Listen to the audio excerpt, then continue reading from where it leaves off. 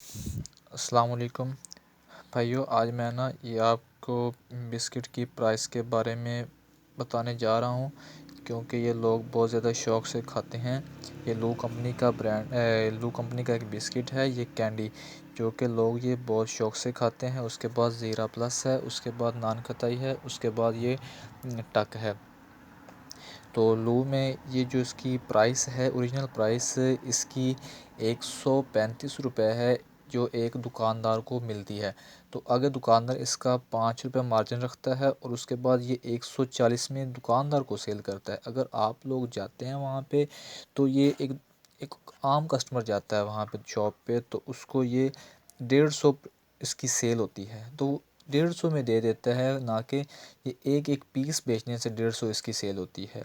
तो ये पूरा एक डब्बा आप लेंगे तो उसमें आपको 140 में मिलेगा। लेकिन कुछ लोग ऐसे होते हैं कि वो आम कस्टमर देख लेते हैं, तो उसको ये 150 प्राइस में ही उसे सेल कर देते हैं। तो इसलिए इसकी ओरिजिनल प्राइस अगर आप दुकानदार से ख़रीदते हैं तो 140 में ये आप डब्बा ले सकते हैं। उसके बाद ये ज़ीरा प्लस है। ज़ीरा प्लस में ये अब इसकी प्राइस इसकी भी सेम है, ये भी 140 इसकी प्राइस है, और इसमें ये 10 रुपये का फ्री साशे मिल आया हुआ है, और दानेदार चाय का।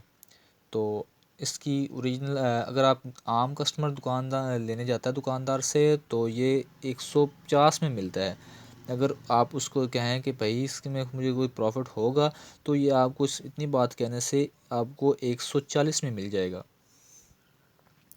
और इसको 100 दुकानदार को सेल करने के लिए 140 में मिलता है। तो आप एक डब्बा लेंगे तो ये आपको 140 में मिलेगा।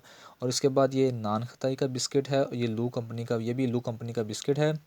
तो इसकी भी प्राइस 140 ओरिजिनल है, जो आपको हम आम कस्टमर को भी 140 में देना चाहिए, लेकिन ये दुकानदार इसको 150 में देते हैं, क्योंकि इसकी सेल जो होती है वो 150 होती है।